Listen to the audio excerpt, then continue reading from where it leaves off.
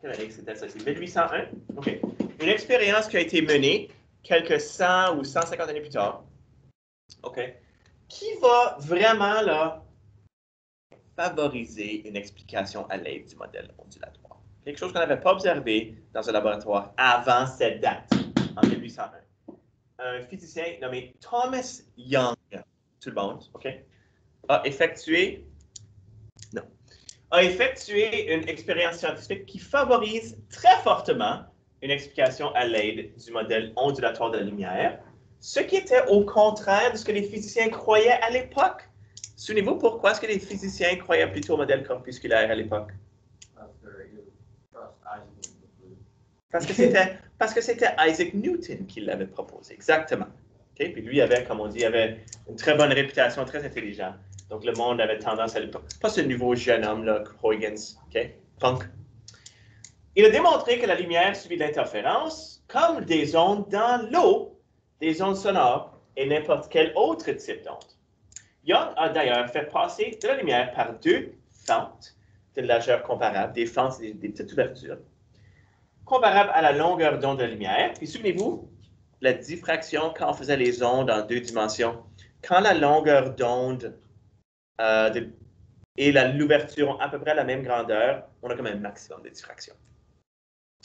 Ce que Young a observé fut très intéressant. Okay? Pas juste intéressant, très intéressant. On sait tous maintenant que lorsque la lumière passe par une fente, elle est diffractée. Cependant, Young a fait passer la lumière par deux fentes très rapprochées, de sorte que la lumière diffractée par les deux fentes interférait aussi. OK? Donc, elle va passer par une petite ouverture, elle va se diffracter, évidemment.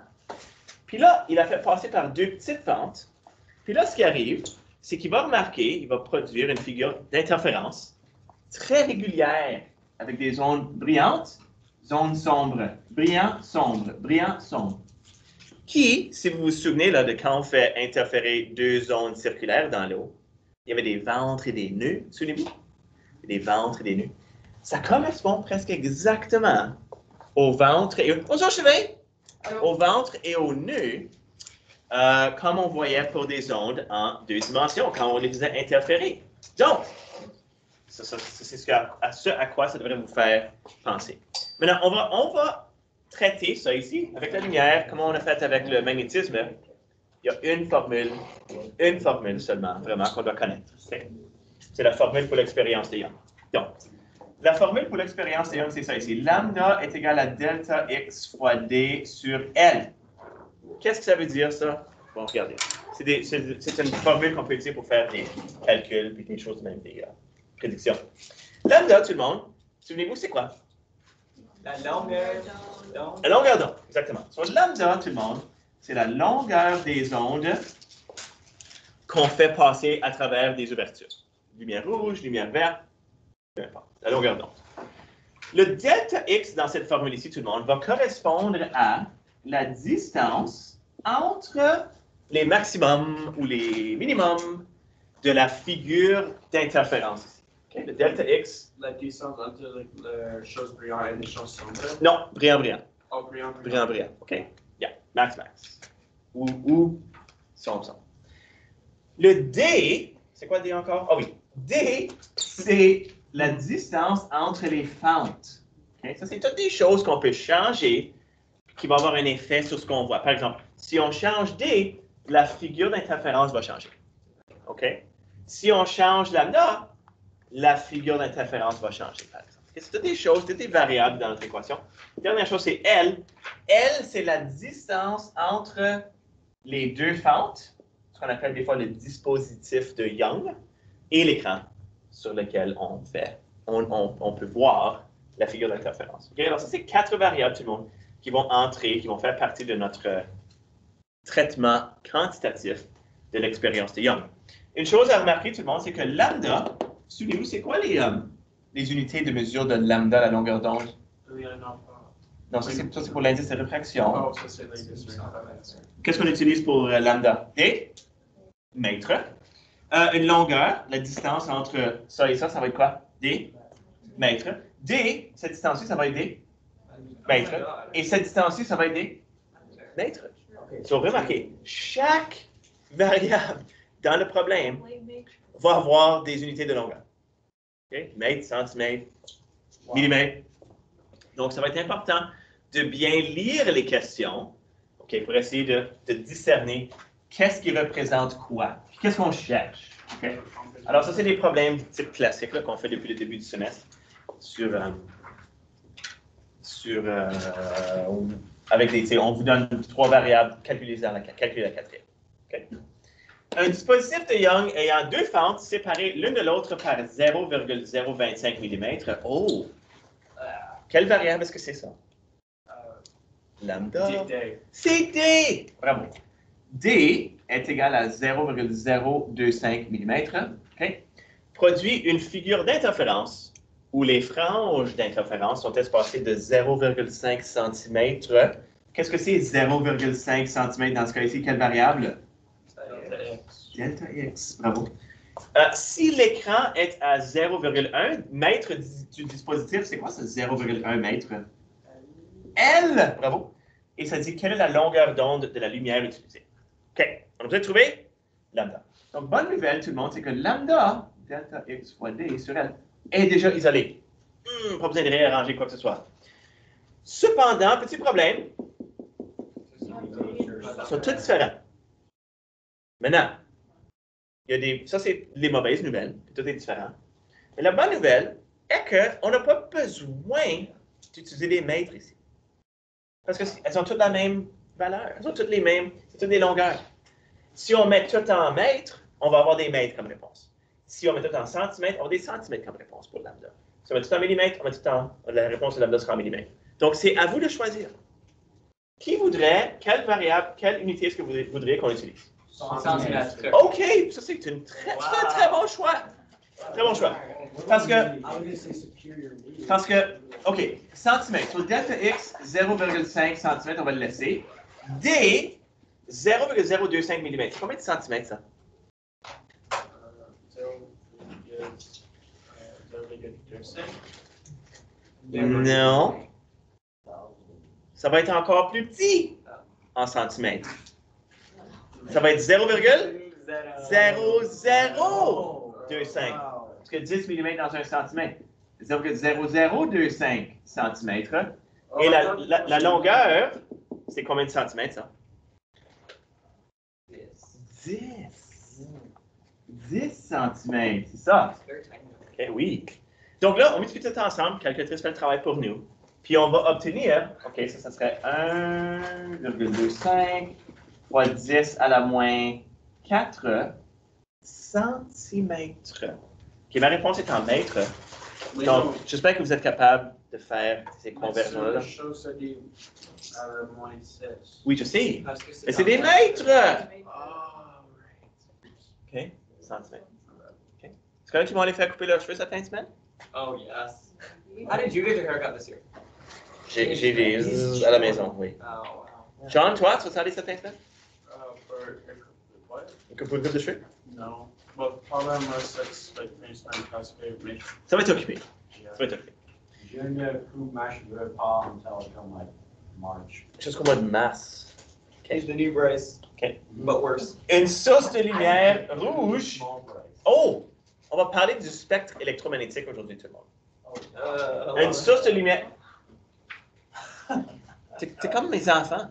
Hey guys, pour souper ce soir, on va manger du spaghetti. Ah! No, I said I love that. Source de lumière, ils savent même. Ce soir, pour souper, on va manger du. Oh! C'est n'importe quoi. Does that mean you love me as much as your children? Je n'irai pas si loin que ça. Lambda égale 7 fois 10 à la moins 7 mètres. OK, soit lambda est égal à 7 fois 10 à la moins 7 mètres. Et est utilisé pour produire des interférences. La distance qui sépare les fentes est 0,01 cm. C'est quoi ça encore? Quelle variable?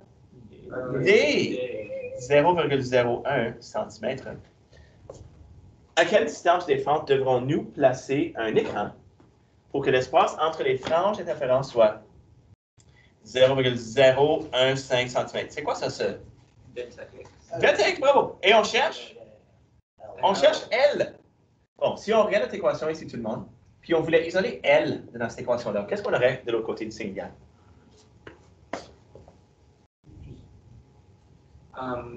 Delta X fois D sur lambda. Bravo, bravo.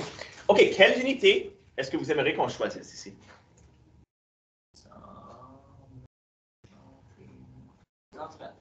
On en a déjà 2 en centimètres. Pourquoi pas changer celui-là en centimètres? Combien de centimètres dans un mètre? 100.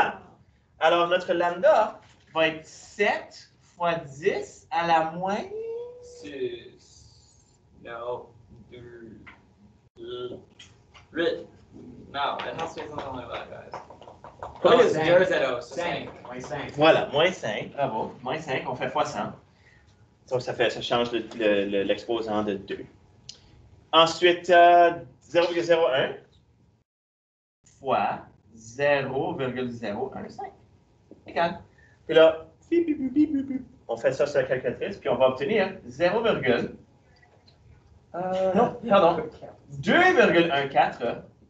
cm. Okay? Ça, c'est la distance. Ça serait pas mal proche. Okay? Ça serait pas mal proche. Alors voilà. Quand vous utilisez l'équation pour l'expérience de Young, assurez-vous, premièrement, de bien identifier toutes vos variables. Et deuxièmement, de les avoir avec les mêmes unités. Est-ce que, like, sur le test, est-ce que c'est comme universel? Like, are we allowed to do whatever like, we want? Je te donne le... Oui, tu as le droit d'utiliser les unités que tu veux. OK. Oui! Lambda. Ça que tu voulais? Oh, OK. OK. Alors! Là, je vais parler un tout petit peu. Est-ce que la lumière est une onde? No. C'est plus ou moins garanti. La lumière est une onde. Elle fait tout ce qu'une onde ferait. Donc, la lumière doit être une onde. Là, on va aller un peu plus loin. Même si l'expérience de Young a plus ou moins prouvé que la lumière est une onde, on a ignoré la composition des ondes jusqu'à ce que le physicien écossais James Clerk Maxwell, qui est mort la même année que qui est né? Albert. Oui, Abraham. Einstein. Oh. Einstein a proposé la théorie électromagnétique de la lumière en 1864. Il proposa l'idée que toute lumière est une onde transversale engendrée par l'interaction de 2 champs perpendiculaires, soit un champ électrique et un champ magnétique. Ça, c'est la composition là, des ondes électromagnétiques. Une onde électromagnétique, le spectre électromagnétique.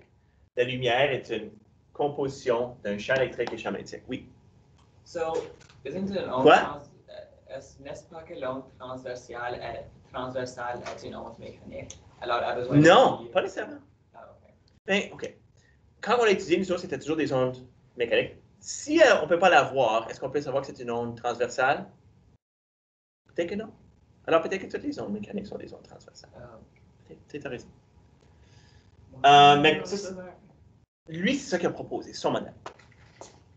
L'énergie électromagnétique est une forme d'énergie transmise sous forme d'ondes électromagnétiques. Où est-ce que vous voyez des ondes, où est-ce que vous rencontrez, où est-ce que vous utilisez des ondes électromagnétiques, vous autres, dans vos vies? Pousser le fil. Téléphone. Ah. Quand vous envoyez des textos, là, c'est toutes des ondes électromagnétiques. Ça. Okay? Quand vous allumez la lumière, ça c'est des ondes électromagnétiques. C'est toutes des ondes électromagnétiques. Elle est initiée lorsque une charge oscille ou accélère. N'importe quelle charge là, qui fait comme un va-et-vient est en train d'accélérer. Sure. OK. Une charge statique, tout le monde, ça c'est quand on a commencé les champs électriques. Okay? On a parlé de charges statiques, des charges qui ne bougeaient pas. D'autres ont des champs électriques. Une charge qui est en mouvement, on a vu qu'elles vont créer un champ magnétique. Puis qu'une charge qui oscille ou qui accélère, elle va émettre de la radiation électromagnétique, okay? Comme la lumière. Alors, toutes les lumières visibles ou invisibles ont une nature électromagnétique, visible ou invisible, parce qu'il y a un grand spectre de fréquences pour la lumière. Puis nos yeux peuvent seulement voir une petite tranche de ce spectre-là. Okay? Elles ont toutes la même vitesse, 3 fois 10 à la 8, comme on a appris c'est quoi la valeur de la vitesse de lumière hier. Ce qui distingue les différents types de lumière est leur fréquence et leur longueur d'onde. Puis on les arrange tous dans un spectre électromagnétique, tout le monde. Alors, allons-y. Parlons du spectre électromagnétique. OK? Alors, ça ici, c'est une façon là, de diviser toutes vos ondes, OK? En allant de la plus haute fréquence, la plus petite longueur d'onde. OK? Ça fait que si on diminue en longueur d'onde, OK? Non, excuse, on augmente en longueur d'onde, puis on diminue en fréquence. Donc, les rayons les plus énergétiques, c'est les rayons gamma. Okay. Vous avez déjà entendu parler des rayons gamma? Ils sont dangereux. Dangereux. The whole big green. Bon, je vais revenir là-dessus. Les rayons X? X-ray? Oui. Les rayons X. OK, ça c'est un petit peu moins énergétique, mais quand même très énergétique. Rayons ultraviolets? Vous avez entendu parler des rayons ultraviolets? Oui. Est-ce que tu peux expliquer pourquoi deux personnes dans un salon avec des rayons X ne peuvent pas être dans le salon? Je vais peut-être revenir là-dessus. No, c'est pas ça, c'est juste the amount of X-rays they take. C'est pas une bonne The chose. same nerves doesn't have to be there the entire time. Tu veux pas être... ouais, on va revenir là-dessus. Ensuite, vous avez le spectre visible. Ça c'est ce que les yeux peuvent voir. Nous autres, on peut voir seulement comme une partie très limitée du spectre électromagnétique, entre environ 380 et 700 nanomètres. Ça, c'est les seules longueurs d'onde que nos yeux peuvent voir. Après ça, il y a du rayonnement infrarouge, qui dit réellement que n'importe quel objet qui a une température émet. Des micro-ondes, on ne peut pas les voir. Micro-ondes, okay, des choses sont, oui, comme par exemple dans les fours à micro-ondes, on va utiliser ces fréquences-là pour faire vibrer les molécules d'eau et réchauffer la nourriture.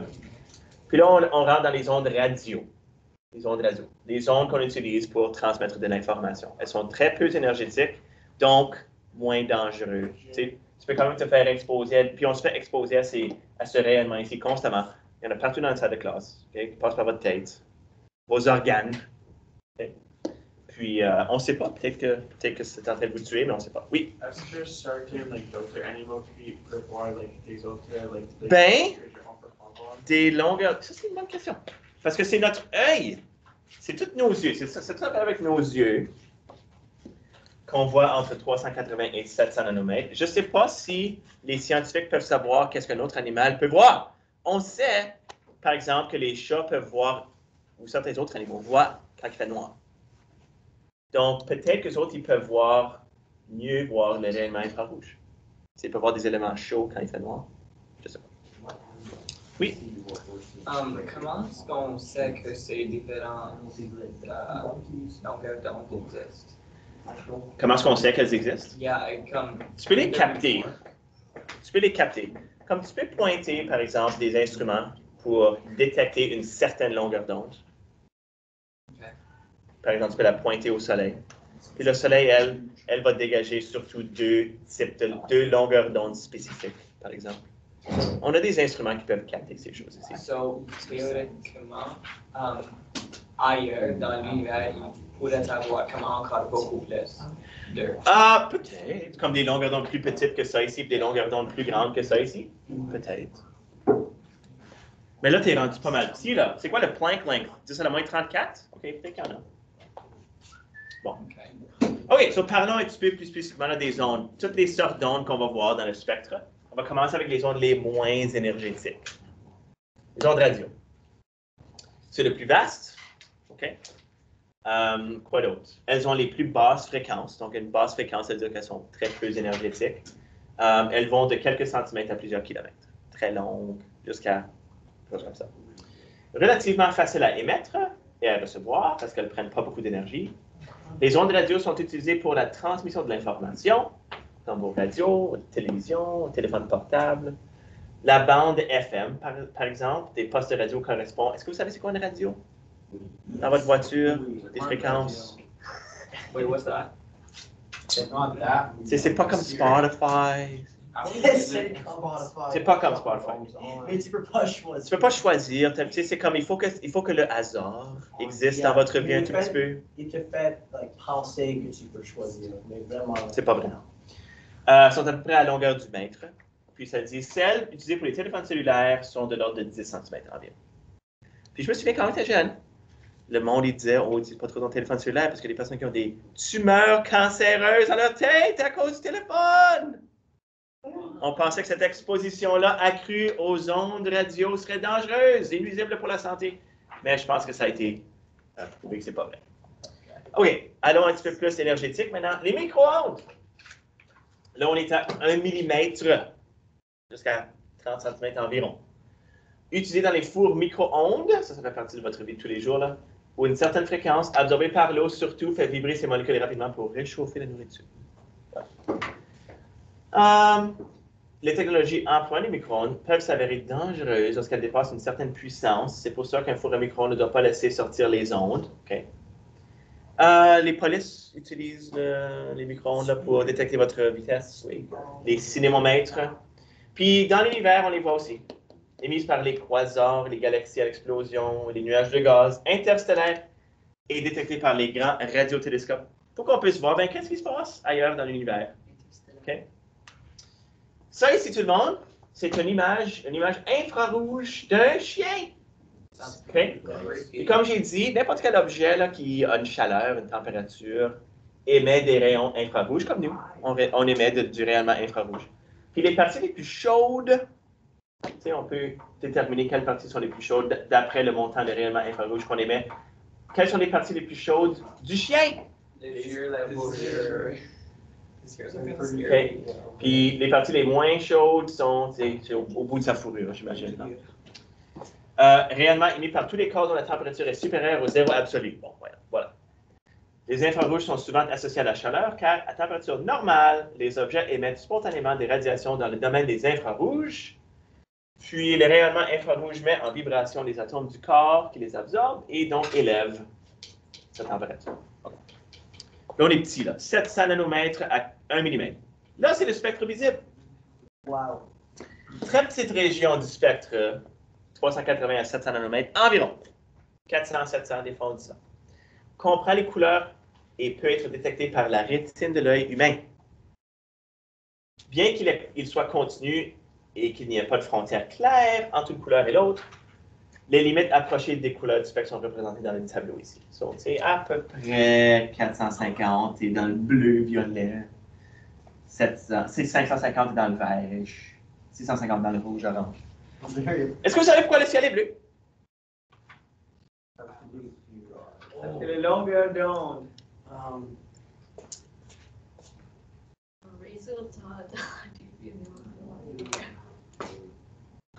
Wow. C'est la même croix le ciel à bleu. J'ai assez de volume. Oh. Tu veux tu mets du volume? Je m'appelle Yelena et je voudrais savoir pourquoi le ciel est bleu.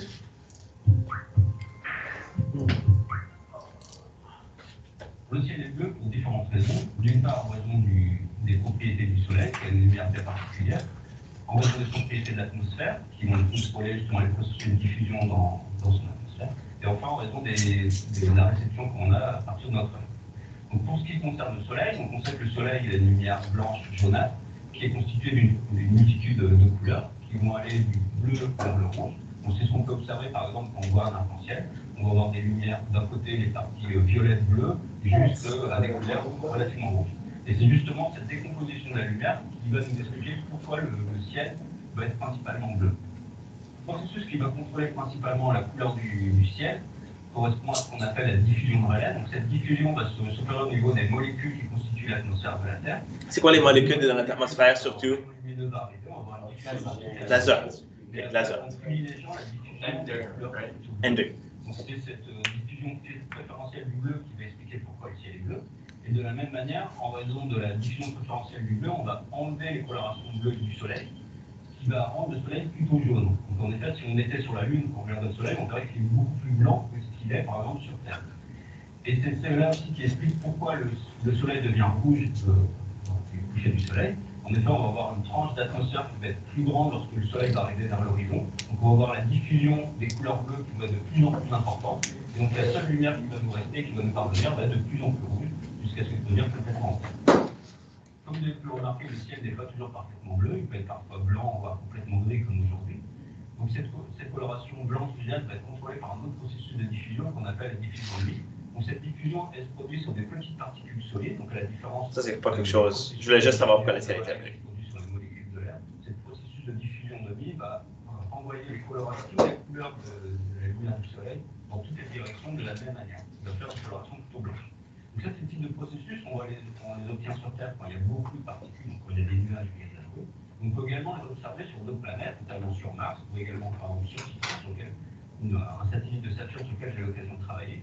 Et lors de l'atterrissage de la sonde Vega sur Titan, on a pu observer pour la première fois ce ciel. On a pu observer que le ciel était plutôt aux colorations grisâtres, voire orangées, et ce qui était contrôlé par toutes les particules qui constituaient son atmosphère.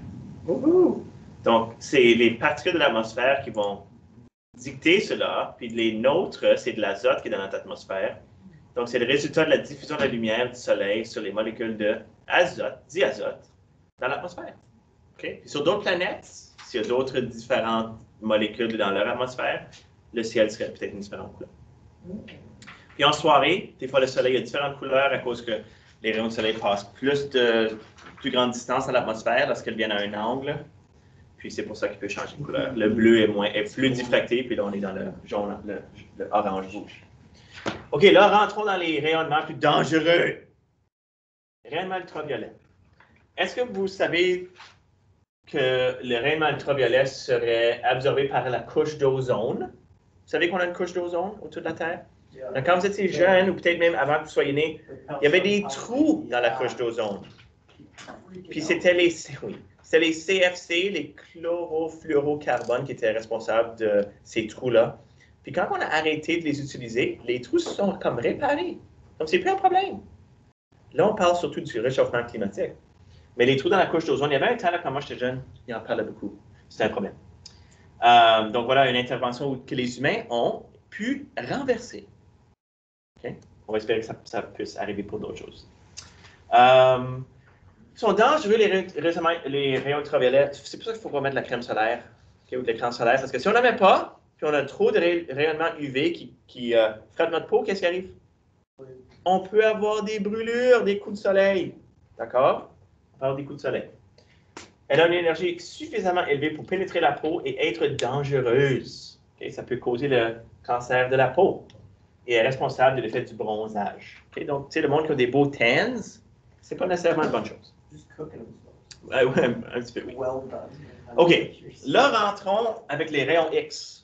Les rayons X, tout le monde, c'est du rayonnement qui est très énergétique, dangereux. OK? Qui s'y va au dentiste?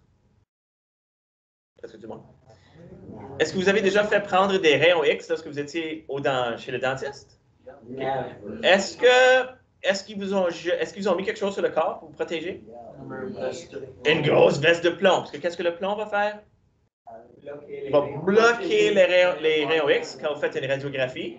Puis la personne qui prend les rayons X, la madame qui met, ou le monsieur qui met la veste sur vous, là, est-ce qu'elle reste dans la salle? Oh non, she's gone. She's gone. OK? Ils ne veulent pas, OK, subir trop de rayonnement des rayons X parce que c'est dangereux. OK? Dans les rayons X, ce que ça peut faire, c'est que ça peut traverser le corps et sans traverser les os. Donc, ça peut nous permettre de voir l'intérieur les os, par exemple, d'un corps humain. Ça, c'est une des premières radiographies. Le rayon X a été découvert par un monsieur Röntgen, okay, il y a à peu près 125 ans. Donc, rayonnement très énergétique, traversant plus ou moins facilement les corps matériels et un peu moins nocif que les rayons gamma, on arrivera. Ils sont utilisés notamment en médecine pour les radiographies, c'est les images de vos os. Dans l'industrie, pour le contrôle des bagages dans le transport aérien. Tout le monde, vous avez déjà vu ça, sans doute. Et dans la recherche pour l'étude de la matière, comme le rayonnement synchrotron. Exposition prolongée au rayon X peut provoquer des brûlures, mais aussi des cancers. Alors, c'est pour ça que le monde, là, ils ne sont pas trop longtemps avec vous. Qu'est-ce que tu disais, Mel, que 2 personnes, quand que tu fais prendre une radiographie? Yeah. OK, c'est peut-être pour limiter le montant de rayonnement X auquel ils sont exposés. Utilisé en médecine pour l'investigation de la structure interne du corps humain, comme le squelette. Comme si vous avez cassé un os, ils vont faire un rayon X. J'imagine que tout le monde dans cette salle a déjà fait prendre un rayon X? Yeah. Ou presque? Oui, moi aussi, ma mâchoire.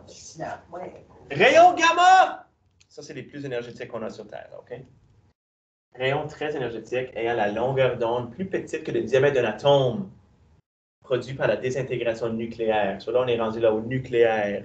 OK? C'est dangereux, là.